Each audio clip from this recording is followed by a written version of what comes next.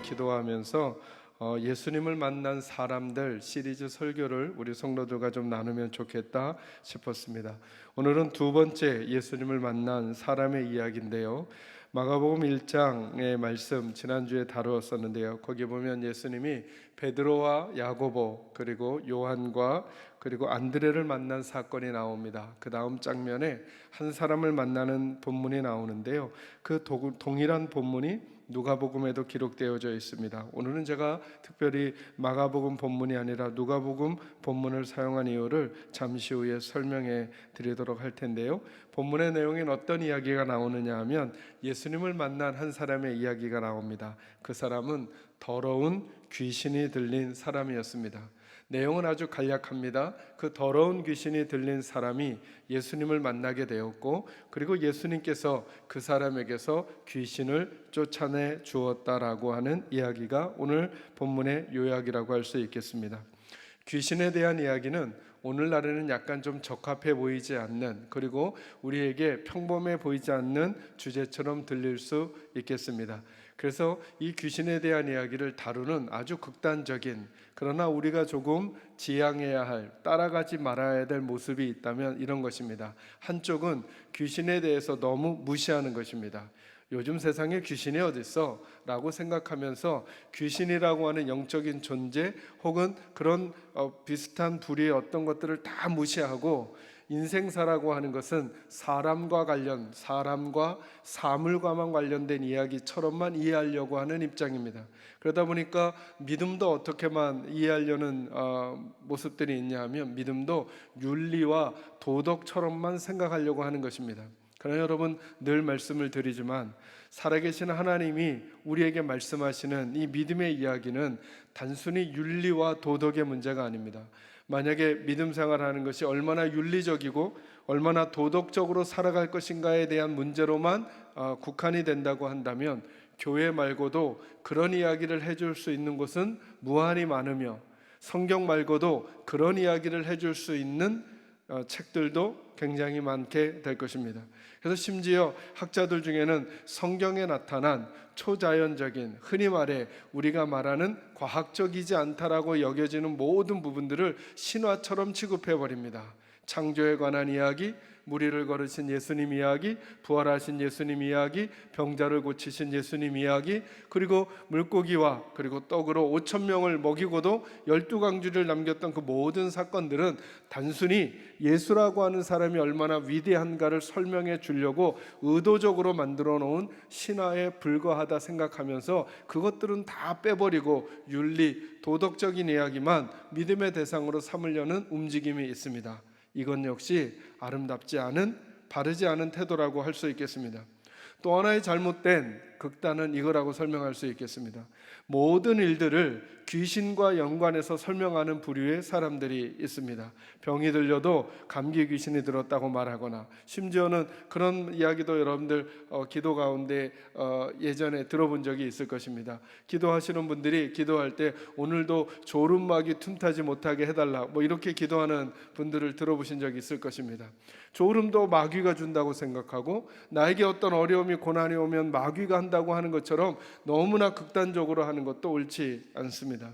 그럼 우리는 어떤 태도를 가져야 할까요? 성경이 있다 하면 있고, 성경이 그렇지 않다 하면 그렇지 않다라고 하는 태도를 가져야 합니다. 그래서 오늘 본문에서는 저희가 귀신에 대한 이야기를 많이 하려는 것이 아닙니다. 이 귀신 들린 사람과 예수님과의 만남에서 어떤 일들이 일어나는가에 집중하려고 하는 것입니다. 그 전에 여러분, 귀신이 들렸다라고 하는 것의 본질이 뭘까요? 제가 한 주간 묵상하면서 이런 생각이 들었습니다. 귀신 들린 사람의 본질이 뭘까요? 제겐 이렇게 깨달아집니다. 귀신 들린 사람의 본질은 뭐냐 하면, 악한 영이 들어왔다, 그리고 다른 영이 들어왔다라고 하는 식으로 표현할 수도 있겠습니다. 그러나 가장 중요한 본질이 뭐냐면 중심이 바뀌어버린 사람인 것입니다. 원래 중심이 귀신이었으면 안 되던 사람이었던 거죠. 귀신 들림에 대한 바른 접근이 필요합니다. 그것은 뭐냐면 다른 것이 중심이 되어버린 사람, 원래 그것으로 중심 삼지 말아야 했는데 원래 그것의 권위 아래 있지 말아야 했는데 다른 것이 그 영혼의 중심이 되어버린 사람, 이것이 귀신 들림의 본질 아니겠냐는 것입니다. 그렇다면 오늘 예수님께서 제일 먼저 해주고 싶으신 얘기는 뭡니까? 그런데 예수님을 만나면 그 중심이 바뀔 거라는 것입니다. 그러니까 우리가 예수님을 믿는다라고 하는 것, 그리고 예수님을 만난다라고 하는 것을 이렇게도 설명해 갈 수 있는 것이죠. 우리가 예수님을 믿는다라고 하는 것은 어느 공동체에 소속을 하거나 어떤 일들에 익숙해져 가는 것으로 설명하는 게 아니라 그 중심을 바꾼 사람입니다. 잘못된 중심에서 그 중심에다가 예수를 모셔온 사람, 이 사람을 예수 믿는 사람이라고 할 수 있는 것입니다. 그가 얼마나 흉내를 잘 내는가, 그가 얼마나 많은 것을 알고 있는가, 잠시 뒤에 더 설명하게 될 것입니다. 그것으로 절대 구분해낼 수 없다는 것입니다. 오늘 귀신 들린 사람을 만나 그 사람을 치유하신 예수님께서 우리에게 보여주시고 싶은 이야기의 가장 본질적인 얘기가 뭘까? 예수를 만난다라고 하는 것은 중심을 바꾼다라고 하는 것입니다. 내 속에 들어와 있던 잘못된 중심을 예수로 집어넣고 잘못된 것을 끄집어낸 것이죠. 여러분이 귀신 들린 사람이 깨끗해졌다라고 하는 것을 그림으로 한번 그려보시길 바랍니다. 그 마음속에 들어오지 말았어야 됐던 것이 들어왔습니다. 그래서 그는 그 힘에 의하여 움직였습니다. 그 권위에 의하여 움직였습니다. 그런데 예수를 만나고 예수가 귀신을 내쫓고 그 중심에 예수가 들어올 때 그 안에서 잘못된 것이 나가는 것입니다. 저는 이야기를 더 진행해 가기 전에 이 말씀을 듣고 있는 우리 사랑하는 계산제일교 식구들, 지금 마음속에 여러분이 어떤 두려움의 마음 혹은 어떤 걱정과 불안함의 마음, 어떤 초조함의 마음, 여러분이 갖지 말아야 했었을 마음이 여러분 중심에 있다면 오늘 예배하고 말씀을 듣고 찬양하고 기도하던 중에 여러분의 중심이 주님을 만나는 복으로 인하여 예수로 바뀌게 되는 역사가 꼭 있기를 주님의 이름으로 축원합니다. 예수를 만나면 바른 중심이 들어옵니다. 그래서 예수님과의 만남이 중요합니다. 다른 중심이 나가고 바른 중심이 들어와야 합니다. 그런 남편, 그런 아내가 되어야 하는 것이죠. 그런 성도, 그런 이웃이 되어야 하는 것이죠. 어찌 보면 이것이 믿음의 목적이고 믿음의 방향일 수 있겠습니다. 중심이 바뀌지 않은 겉모습을 바꾸는 것은 우리는 수없는 노력과 애씀을 해보지만 어느 사건과 어느 일들을 만나면, 어느 사람, 어느 모습을 만나게 되면, 어느 상황 가운데 처하게 되면 우리는 또다시 내 몸과 마음이 다르게 움직인다는 것을 느끼고 깨닫게 되는 것을 경험합니다. 여러분, 귀신 들린 사람을 치유하신 예수님의 이야기의 본질이 무엇입니까? 그것은 중심을 바꾸라는 것입니다. 바른 중심을 마음에 넣어야 한다는 것이죠. 그런 은혜가 저와 여러분에게도 있기를 주님의 이름으로 축원합니다. 그렇게 그 귀신 들린 사람을 치유해 가시는 예수님과 그 귀신 들린 사람의 만남 가운데 있었던 몇 가지 귀중한 교훈을 함께 나누겠습니다. 먼저 33절을 같이 한번 읽어볼까요? 누가복음 4장 33절입니다. 같이 읽습니다. 시작. 회당에 더러운 귀신이 들린 사람이 있어 크게 소리질러 이르되 아멘. 예수님께서 갈릴리의 가버나움이라고 하는 동네에 들어가셔서 회당에서 가르치셨습니다. 그런데 오늘 33절에 보니까 그 회당에 누가 있었다고요? 귀신 들린 사람이 있었대요. 여러분, 오늘 제가 첫 번째로 주목하고 싶은 단어는 뭐냐 하면 회당이라고 하는 단어입니다. 이 말씀을 묵상하면서 이렇게 생각이 들었습니다. 이 귀신 들린 사람이 어디서 예수님을 만나냐면 회당에서 만난다는 거예요. 그때 제게 이런 깨달음이 오는 거예요. 이 귀신 들린 사람의 복이 뭐냐 하면 회당에 있었다는 거예요. 회당에 있었다는 거예요. 그 자리에 있었다는 거예요. 그게 이 사람에게 복이 되었어요. 그 문제 중에도 그가 회당에 있었어요. 여러분, 회당은 어떤 곳입니까? 원래 이스라엘 사람들은 하나님을 만나기 위해서 성전으로 모였습니다. 그런데 아수르와 바벨론의 공격으로 인해서 예루살렘 성전이 무너지고 그들이 디아스포라로 바벨론과 수많은 다른 나라에서 살게 되었습니다. 원래는 어디서 예배해야 합니까? 원래는 예루살렘에서 제사해야 하는데 예루살렘에서 제사할 수 없도록 각 지역에 흩어져 살게 되었던 것이죠.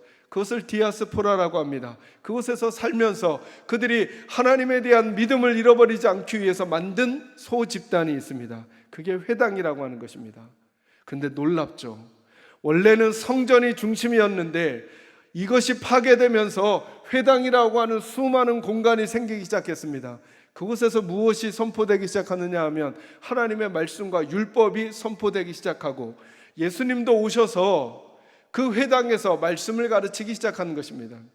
그러니까 그 회당은 하나님이 생각나는 자리, 그 회당은 하나님의 말씀이 생각나는 자리, 그 회당은 하나님의 백성으로서의 정체성을 회복하는 자리로서의 기능을 하고 있었던 것입니다. 저는 이 그림을 한 주간 묵상하면서 오늘 우리들의 모습이 생각났습니다. 맞아요. 원래 우리 계산제일교회라고 하는 예배당에서 예배했던 사람들입니다. 그럴 수 없는 상황이 되어서 지금 수많은 다른 회당들이 생긴 것일 수도 있겠다 생각하면 좋겠다는 것입니다. 그래서 지금 온라인 가정 예배를 드리는 성도님들도 여러분의 그 자리가 하나님을 만나는 자리, 여러분의 그 자리가 하나님의 말씀을 듣는 자리, 여러분의 그 자리가 하나님의 앞에 예배하는 자리, 여러분의 그 자리가 하나님의 자녀로서의 정체성을 회복하는 자리가 되도록 만드는 사명을 여러분들이 맡았다 생각하면 어떨까 싶은 것입니다. 어찌됐든 그 회당에 귀신 들린 사람이 있었다는 것, 그것이 복이라는 것입니다.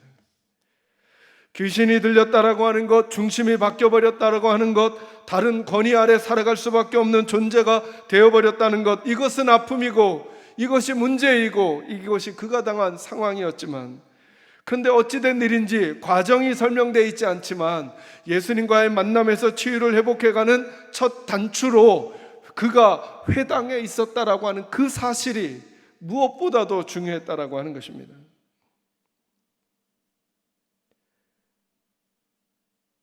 그는 문제 중에도 회당에 있었습니다.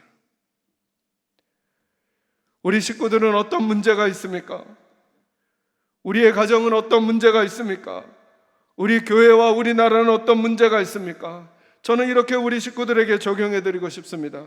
문제가 있을 때 더욱 여러분의 자리를 회복하셔야 합니다. 어려워도 지킬 자리를 지켜야 합니다.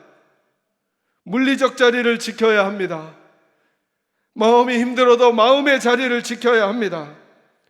우리를 아무리 흔들어도 하나님의 백성다움을 지키는 그 싸움에서 물러나지 말고 하나님의 백성다움을 지키는 저와 여러분이 되었으면 좋겠습니다.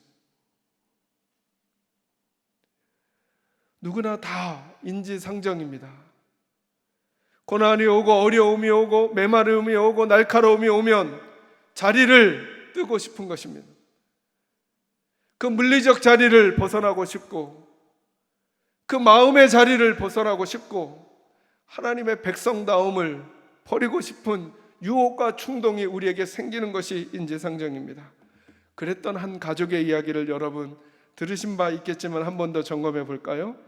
여러분 룻기서 1장 1절 말씀에 이런 말씀이 나옵니다. 한번 찾아보시죠. 구약성경 402쪽 그 어간인데요.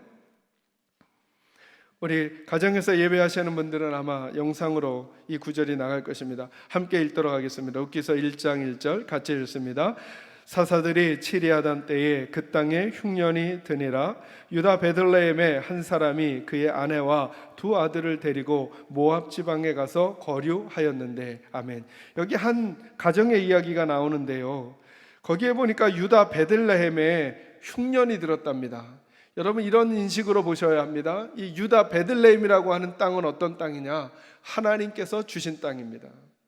그러니까 하나님께서 주신 하나님의 백성들에게 약속의 땅으로 주신 땅입니다. 근데 그곳에 뭐가 왔다고요? 흉년이 찾아왔다는 거예요. 문제가 찾아온 거죠. 아픔이 찾아온 거죠. 메마름이 찾아온 거죠. 그래서 그들이 어디로 가느냐 하면 두 아들과 그리고 어머니 아버지가 모압 땅으로 갑니다. 모압은 어떤 곳이냐 하면 이방인의 땅입니다. 그러니까 그림이 이런 그림인 거죠. 하나님이 약속했던 자리를 떠나 하나님이 약속하지 않은 자리로 가는 것입니다. 물리적으로, 마음으로, 하나님의 백성다움으로 이 자리를 떠나 그렇지 않은 자리로 가버린 것입니다. 그게 룻기서의 이야기입니다. 떠났던 엘리멜렉과 그의 아내 나오미, 그리고 말론과 기련이라고 하는 두 아들이 함께 모압으로 갑니다. 그래서 그 모압에 가서 두 아들은 두 여인과 결혼을 하게 돼서 며느리를 얻게 됩니다. 근데 이게 웬일이에요? 약속의 땅을 떠나서 그런가 남편이 죽고 그리고 두 아들이 죽어버립니다. 그리고 나서 이제 시어머니 나오미와 그리고 두 자부만 남게 됩니다. 이런 이야기들을 끝으로 정리하면서 이제 다시 어떤 일이 발생하느냐 하면 이런 일이 발생합니다. 여러분 룻기서 1장 21절과 22절입니다. 같이 한번 읽어볼까요? 읽겠습니다. 내가 풍족하게 나갔더니 여호와께서 내게 비어 돌아오게 하셨느니라. 여호와께서 나를 징벌하셨고 전능자가 나를 괴롭게 하셨거늘 너희가 어찌 나를 나오미라 부르느냐 하니라. 나오미가 모압 지방에서 그의 며느리 모압 여인 룻과 함께 돌아왔는데 그들이 보리 추수 시작할 때에 베들레헴에 이르렀더라. 아멘. 무슨 얘기냐 하면 베들레헴을 떠나 모압 지방에 가서 사는데 남편이 죽고 아들들이 죽습니다. 그래서 더 이상 이곳이 내가 선택하고 내가 바꾼 그 자리가 좋은 자리인 줄 알았더니 그렇지 않았다는 것을 알게 됩니다. 그리고 나서 이제 나오미가 결정을 합니다. 다시 베들레헴으로 돌아가기로. 그 베들레헴에 보리를 추수할 때가 됐다는 거죠. 다시 하나님이 그곳에 풍년을 주셨다는 소식을 듣게 된 것입니다. 첫째 며느리를 뒤로 하고 둘째 며느리와 함께 그곳에 돌아가는 것입니다. 여러분 그 장면을 한번 떠올리시기를 바랍니다.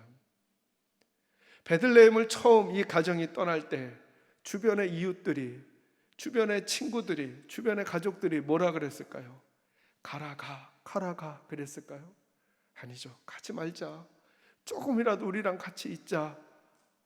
그럼에도 불구하고 가장 현명한 태도인 양 이 가정은 그 약속의 자리를 떠나버린 것입니다. 그리고 지금은 어떤 모습으로 돌아오냐 하면 이 구절이 그것을 상징적으로 보여줍니다. 21절 초반부에 내가 어떻게 나갔다 그럽니까? 풍족하게 나갔더니, 내가 풍족하게 나갔더니 하나님이 나로 하여금 비어 돌아가게 하신다는 거예요. 그 여러분 돌아가는 나오미의 심정이 어떻겠냐는 거예요. 그래서 나오미가 말하는 것입니다. 나를 나오미라고 하지 말아라. 나를 나오미라고 부르지 말아라. 하나님이 나를 징벌하셨고 나를 낮추셨는데 나를 이제는 나오미라고 부르지 말아라 할 만큼 어려운 모습을 보이고 있는 것입니다. 사랑하는 성도 여러분, 믿음은 믿음의 자리를 지키는 것이 중요합니다. 우리들도 일상생활을 하면서, 사회생활하면서, 직장생활하면서 혹은 인생을 살면서 여러 가지 일들을 만나게 될 것입니다. 그때 한번 이런 시각으로 우리 삶을 바라보시겠습니까? 그때 자꾸 우리가 자리를 떠나려고 하는 것은 아닌가? 어떤 유혹 앞에 하나님의 백성의 자리를 떠나려고 하는 것은 아닌가?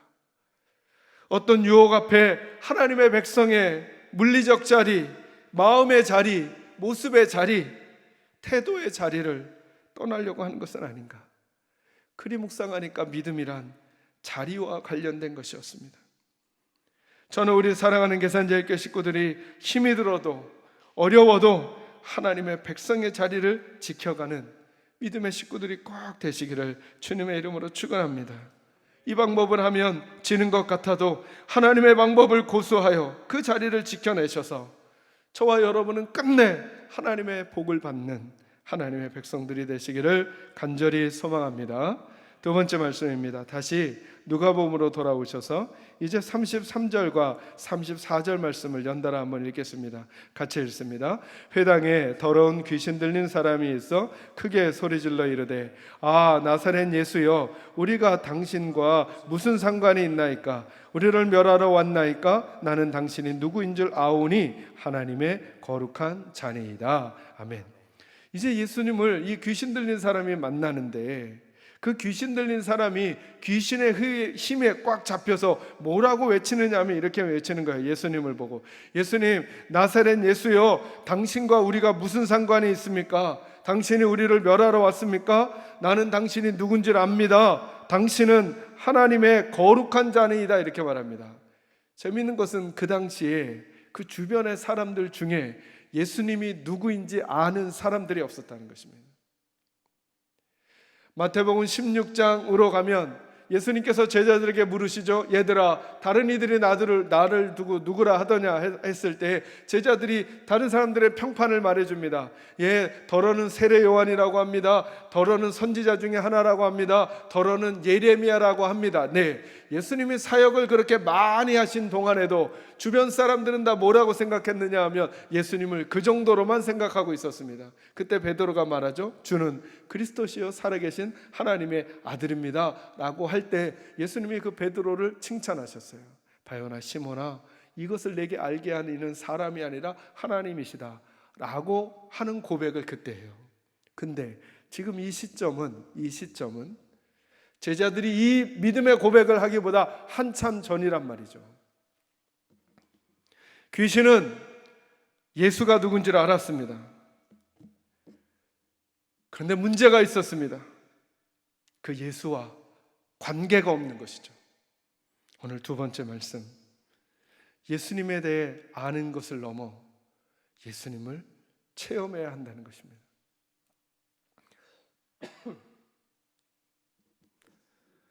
모든 사람이 예수님 때문에 놀랍니다. 그러나 예수가 누군지 모릅니다. 예수에게서 신기한 것을 봅니다. 그러나 예수가 누군지 모릅니다. 그런데 귀신 들린 자가 가장 잘 압니다. 나사렛 예수여, 예수의 제자들도 예수님이 부르실 때 나사렛에서 무슨 선한 것이 나겠느냐 할 만큼 나사렛 예수를 가벼이 여겼던 그 상황 속에서 귀신 들린 자만 예수가 누군지 알고 있습니다. 그러나 한 번 더 생각하는 것은 그렇게 알매도 불구하고 그에게는 아무런 소용이 없다는 것입니다. 왜요? 예수님과 관계가 없기 때문입니다. 여러분 야고보서 2장 19절 말씀을 한번 보시겠습니까? 야고보서 2장 19절 거기는 이렇게 말씀합니다. 제가 한번 읽어드리죠. 내가 하나님은 한 분이신 줄을 믿느냐? 잘하는도다. 귀신들도 믿고 떠느니라. 맞아요. 귀신들도 하나님이 한 분이시고 그것을 믿고 떤다고 합니다. 안다는 것이죠. 그러나 그것만으로는 그분을 사랑한다라고 말할 수 없다는 것입니다.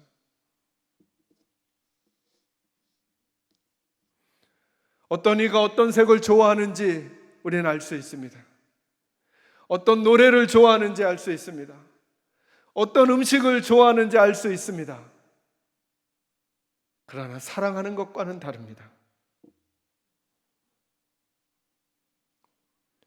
이 말은 예수님이 나의 예수님이 되셔야 한다는 것입니다. 어떤 사실이 나에게 체험이 되어야 한다는 것입니다. 머리가 아니라 가슴이 바뀌어야 한다는 것입니다. 여러분, 왜 우리가 살면서 철든다 이런 말 하지 않습니까? 철든다는 게 뭡니까? 머리로 모르는 것입니까? 아니죠. 마음이 움직여 버리는 것이죠. 부모님에게 잘해야 된다는 거 머리가 모르는 사람은 없습니다. 마음이 움직이기 전까진 그게 내 인생이 되지 않는 것이죠. 그래서 어찌 보면 믿음이란 머리의 문제가 아니라 마음의 문제인 것이죠. 머리가 마음으로 바뀌려면 만남이 있어야 합니다. 관계가 있어야 합니다. 관계가.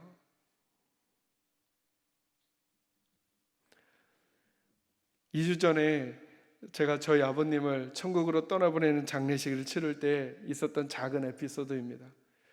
코로나 상황이니까 많은 분들이 오시지 못할 상황이고, 그래서 이렇게 축소해서 장례를 치러 가는 그런 상황으로 이렇게 하고 있었습니다. 근데 여러분, 제가 가끔 이야기하는 저의 아주 가까운 친구, 김포에서 사역하는 황 목사가 첫째 날 온 것입니다. 소식을 듣자마자. 근데 공간이 좁으니까 거기 오래 앉아 있지 못하고 다른 분들에게 자리 양보하고 바깥에서 뱅뱅뱅 돌다가 그냥 1층에서 저 만나고 돌아갔습니다. 그리고 나서 그 다음 날 또 온 것입니다. 그냥 점심 약간 지난 오후에 오더니 혼자 와서는 저녁 늦게까지 그냥 혼자 앉아 있는 것입니다. 또 우리 부목사님 중에 한 분이 제게 그러는 거예요. 목사님께 한 목사님은 진짜 친구이신 모양입니다. 그런 부러움 섞인 말을 제게 해주었어요. 제가 다른 분들을 만나느라고 신경을 잘 써주지 못하는데도 그냥 거기 장례식장에 혼자 앉아 있는 것입니다. 다른 분들과 대화하다 짬나며 가서 잠깐, 그렇게 수시간을 그냥 혼자 앉아 있었던 것입니다. 우리 장로님들도 장례식장 안에 들어오시지도 못하고 바깥에 로비에 하완 뒤에 그냥 의자에 앉으셔 밤늦게까지 계셔 주시는 것입니다. 왜 그럴까? 관계 때문 아니겠습니까? 관계 때문에. 저는 저와 여러분의 예수 믿음도 그런 것이 아닌가라는 생각이 듭니다. 머리가 마음으로 바뀌는 건 예수님을 만날 때 가능해지는 일이고, 예수님을 만나서 관계가 형성되면, 여러분, 우리가 전도해야 된다는 거 모릅니까? 남을 배려하고 용납해 줘야 된다는 거 모릅니까? 하나님의 교회를 잘 섬겨야 된다는 거 우리 모릅니까? 아마 제가 설교하지 않아도 우리 식구들이 하얀 도화지 위에 우리가 어떻게 믿음 생활해야 될까를 각자가 적으신다면 아마 성경과 다르지 않은 정답들을 우리들은 적어 내려갈 수 있을 것입니다. 그럼 우리 그렇게 사랑하면 되지 않겠습니까? 그렇게 전도하면 되죠. 그렇게 살면 되죠. 그렇게 섬기면 되죠. 그렇게 배려하고 용납해 주면 되죠. 왜 이게 잘 안 될까? 알지 못해서가 아니라, 익숙해지지 않아서가 아니라, 어쩌면 우리 속에 오늘 이 귀신과도 같이 우리도 너무나 잘 알고 있는데, 그는 예수님과 아무 상관이 없었듯이 혹시 우리들도 예수님과 만나지 않으면서 예배하고 예수님과 만나지 않으면서 믿음 생활하고 있는 것은 아닌가? 그래서 예수님께서 이 귀신을 만나 주시면서, 귀신 들린 사람을 만나 주시면서, 너희들을 내가 만나기를 원하고 너희가 나를 만나야 머리가 아니라 마음이 바뀐단다. 마음이 바뀌어야 너희의 인생이 바뀐단다 라고 말씀하시는 것은 아닌지, 저와 여러분이 오늘 이 주일 아침에 주님께로부터 이 음성 들려주는 복이 있기를 주의 이름으로 축원합니다. 예전에 어느 가수가, 제가 이 노래를 잘 못해가지고 그런 노래 부른 적이 있잖아요. 젖은 손이 애처로 살며시 잡아본 순간, 그 순간 딱 알아버린 거죠. 이 아내가 얼마나 나를 위해 애쓰고 수고했는지. 그 접촉이, 그 만남이, 그 관계가, 여보 나 너무 힘들어 라고 수없이 외쳤을 그 아내의 목소리를 그냥 흘려드렸던 그가, 그거 한번 딱 잡는 순간 다 마음이 녹아져 버렸다는 것입니다. 예수님을 만나면 이해 안 되던 것이 이해가 됩니다. 예수님을 만나면 먹을 수 없던 마음을 먹을 수가 있습니다. 예수님을 만나면 보지 못했던 것을 볼 수 있게 될 것입니다. 저는 우리 사랑하는 개선교회 식구들에게 이 은혜가 있기를 주의 이름으로 축원합니다. 마지막 한 가지만 더요. 35절 말씀 같이 읽을까요? 읽습니다. 시작. 예수께서 꾸짖어 이르시되 잠잠하고 그 사람에게서 나오라 하시니 귀신이 그 사람을 무리 중에 넘어뜨리고 나오되 그 사람은 상하지 아니한지라. 아멘. 오늘 세 번째 드리고 싶은 말씀은 이 말씀입니다. 아까도 말씀을 드린 대로 이 말씀이 지난주에 저희가 다루었던 베드로, 안드레, 야고보와 요한을 만났던 그 마가복음 1장 16절, 20절 뒷부분 21절부터 28절에도 기록이 되어져 있습니다. 제가 굳이 오늘 누가복음 말씀으로 동일한 본문을 선택한 이유는 이 누가복음의 저자 때문입니다. 누가복음의 저자가 누구죠? 누가죠. 누가의 직업은 뭐죠? 의사죠. 가장 병 낫는 문제에 대해서 과학적인 설명을 하고 싶어하는 사람이 누가일 것입니다. 그죠? 그런데 누가가 뭐라고 선언하느냐 하면 이렇게 설명합니다. 35절에 예수께서 꾸짖어 이르시되 잠잠하고 그 사람에게서 나오라 하시니 귀신이 그 사람을 무리 중에 넘어뜨리고 나오되 그 사람은 상하지 아니한지라. 누가가 봐도 이 사건은 의학적으로 설명할 수 없는 사건이라는 거예요. 의사인 그가 봐도 다른 과학적 설명으로 할 수 있는 사건이 아니라 예수가 꾸짖어서 이런 일이 생겼다는 거예요. 세 번째 말씀 우리 식구들에게 나눠드립니다. 예수님의 능력에 한계를 두지 마시기 바랍니다. 예수님은 귀신도 쫓아내시는 분이십니다. 예수님의 권능 앞에 귀신도 압도당합니다. 예수님의 권능 앞에 질서가 회복될 것입니다. 그러니 여러분 어디로 가야 할지 어떻게 해야 할지 무엇을 해야 할지 모르는 우리들에게 오늘 본문의 말씀은 다시 말씀해 주시는 것입니다. 권위가 누구에게 있는가? 권위는 예수님께 있다는 것입니다. 예수님의 그 권위가 우리를 통제하는 것입니다. 예수님의 권위가 우리를 억제하는 것입니다. 왜 우리는 나쁜 말을 하지 않으려고 하는가? 나를 통제하는 힘이 예수께 계시니까, 나를 억제하는 능력이 예수님에게 있으니까 나는 그 선을 넘어가지 않으려고 하는 것입니다. 사랑하는 성도 여러분, 귀신이 나가니까 그 사람에게 변화가 생겼습니다. 우리에게도 중심이 바뀌면 우리도 바뀔 수 있습니다. 우리도 예수님이 나의 중심이 되시면 내 마음이 따뜻해지고 내 눈이 따뜻해지고 내 손길이 바뀔 수 있을 것입니다. 어찌 보면 우리는 많이 아는데, 어찌 보면 우리는 지식이 많은데, 우리는 어찌 보면 경험이 많은데 마치 중심은 예수가 아닌 사람처럼 있다고 한다면 이 귀신이 예수를 아무리 하나님의 거룩한 자라고 고백할지라도 그에게서는 예수와의 만남과 예수와의 교제의 능력이 나올 수 없듯이 오늘 우리들도 그런 것은 아닌가. 그러니 오늘 저와 여러분이 회복해 가야 할 것은 예수님을 더 깊이 사랑하고 그 예수를 더 많이 만나가야 하는 것 아닌가. 그리고 그 예수님의 능력에 제한 두지 말고 그 능력의 주님께서 귀신도 내쫓으신 것처럼 내 개인의, 우리 가정의, 우리 교회와 우리 국가의 어려움들도 주님의 능력 안에서 새로운 국면을 맞이할 수 있다고 하는 사실을 믿는 믿음으로 소망을 갖기 시작하고 용기를 갖기 시작하고 기도를 다시 시작할 수 있는 저와 여러분 모두가 꼭 되시기를 주님의 이름으로 축원합니다. 기도하겠습니다.